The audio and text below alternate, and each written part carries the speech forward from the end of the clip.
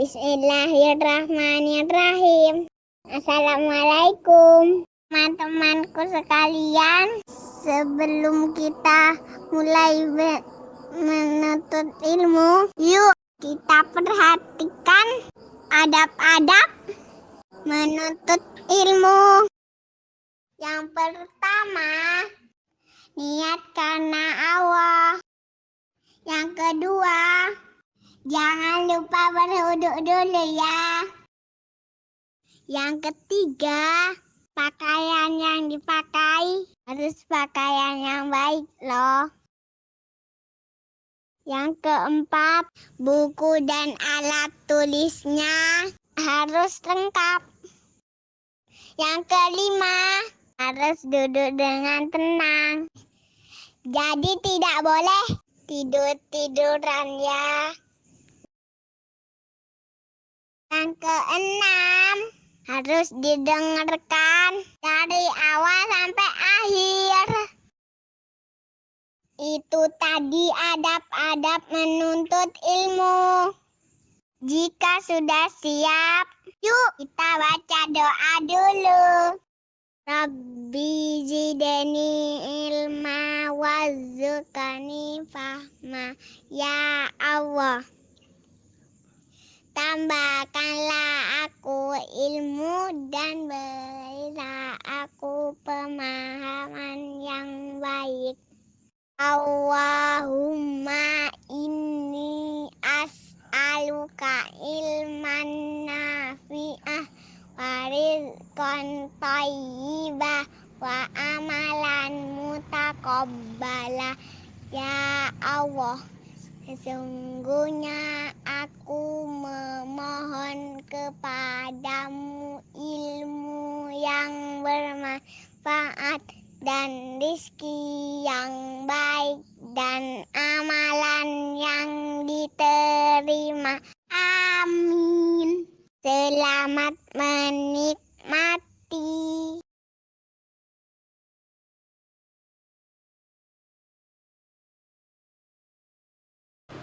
Bismillahirrahmanirrahim. Assalamualaikum warahmatullahi wabarakatuh.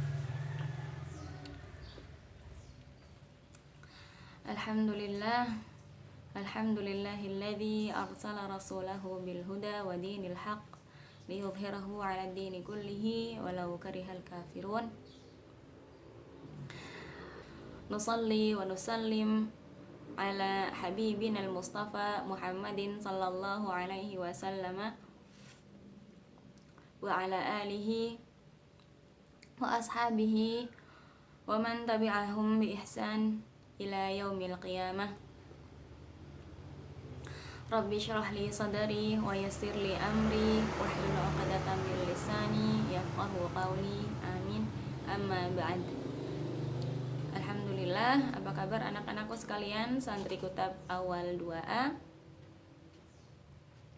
Segala puji dan syukur kepada Tuhan kita, Allah Subhanahu wa taala, yang telah menjaga kita dan juga telah memberikan kita rizki dan juga telah mengizinkan kita untuk hidup di hari ini sehingga kita bisa kembali lagi bertemu dalam majelis ilmu.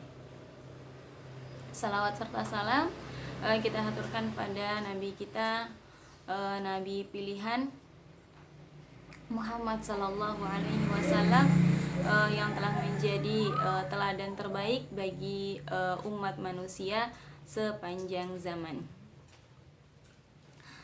Baik anak-anakku sekalian, kita akan mulai belajar kembali.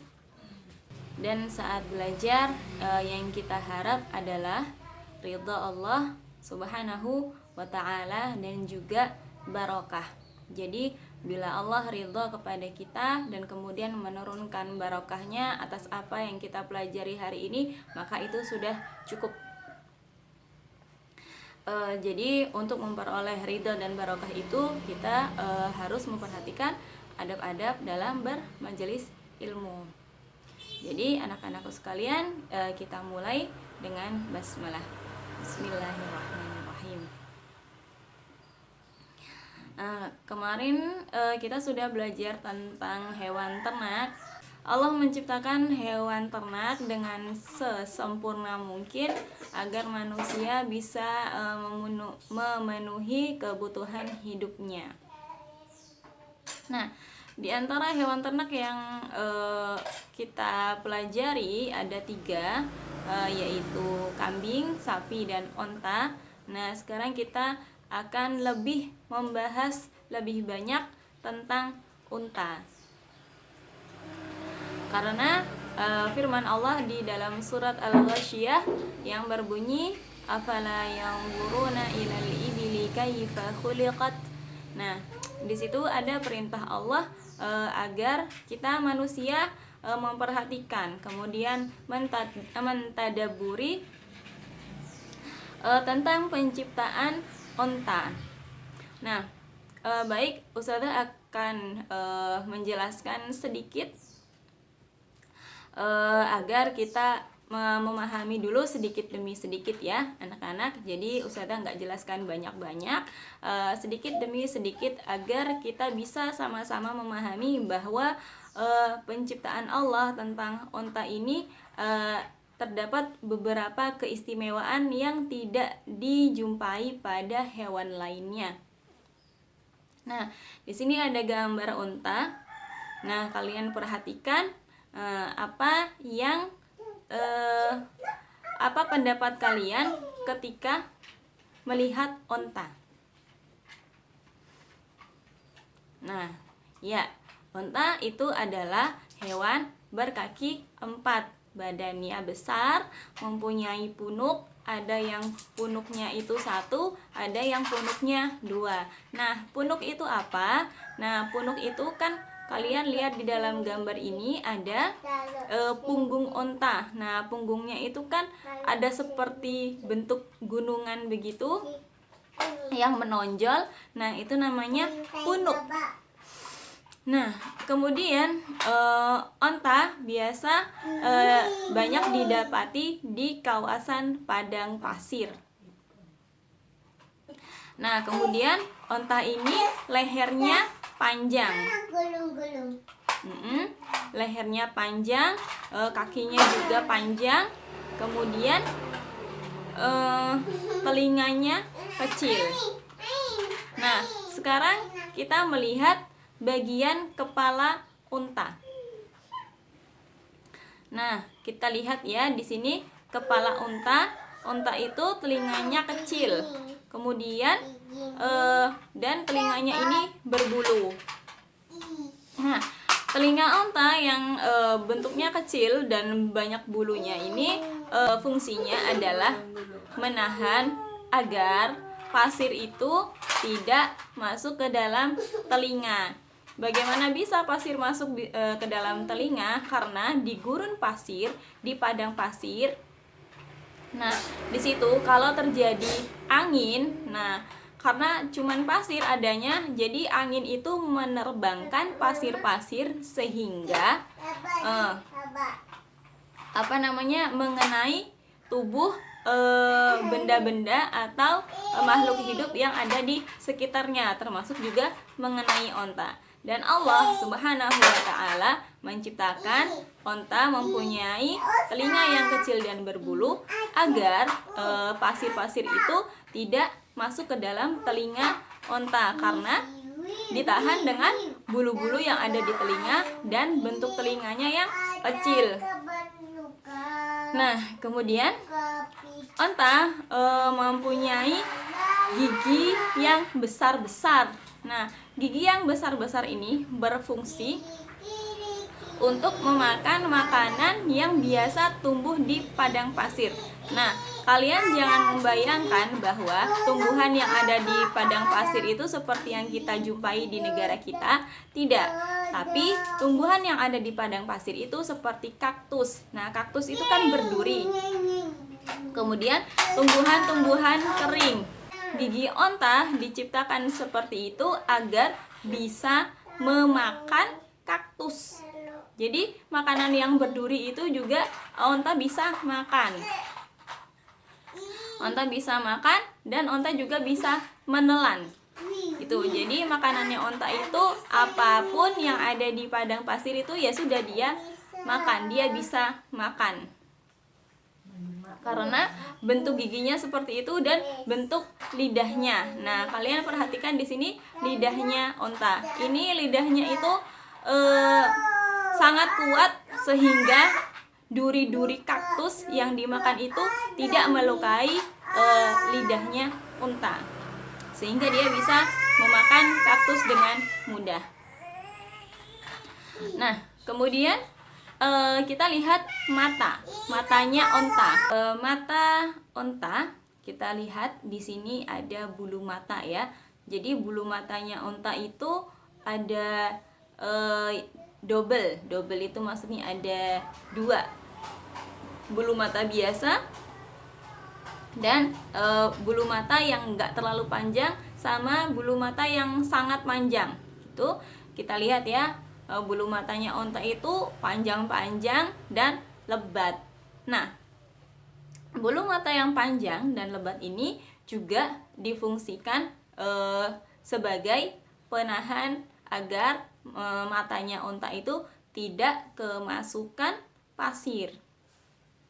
Nah, jadi kehidupan di padang pasir itu sangat tidak nyaman karena hanya ada pasir, kemudian tumbuhan-tumbuhan itu juga jarang, dan suhunya itu panas. Jadi padang pasir itu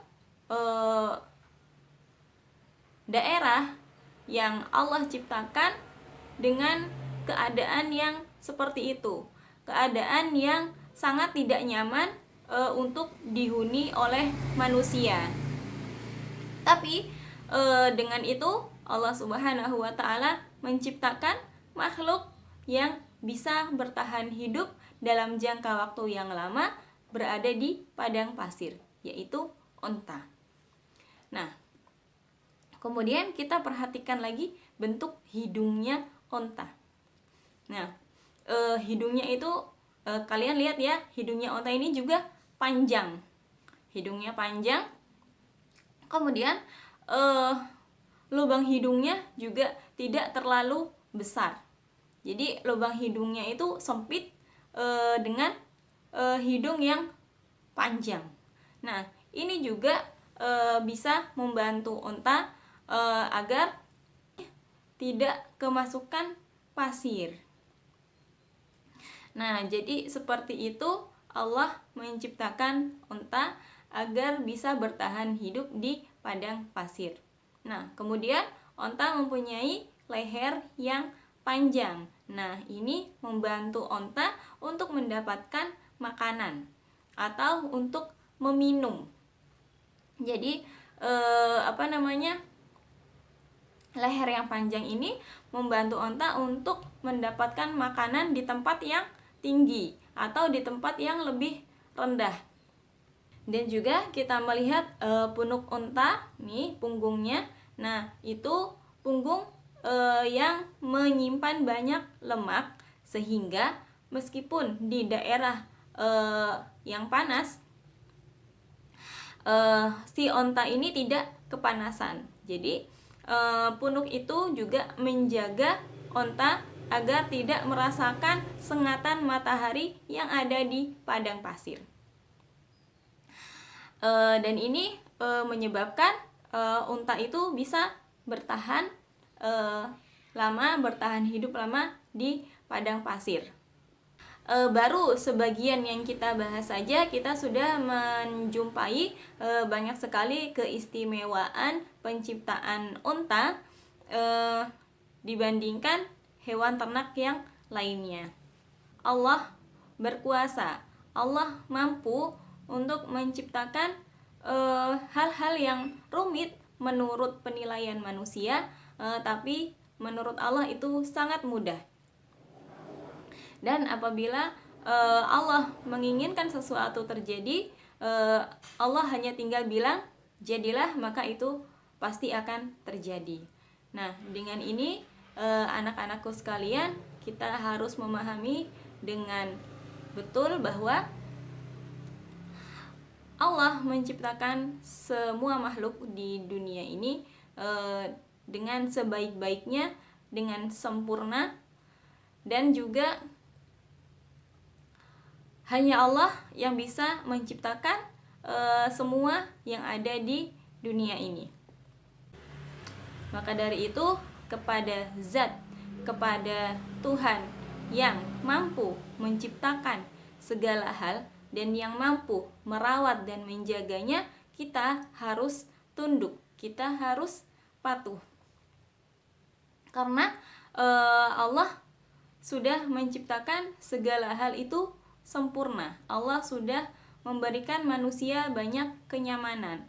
Maka tanda syukur kita adalah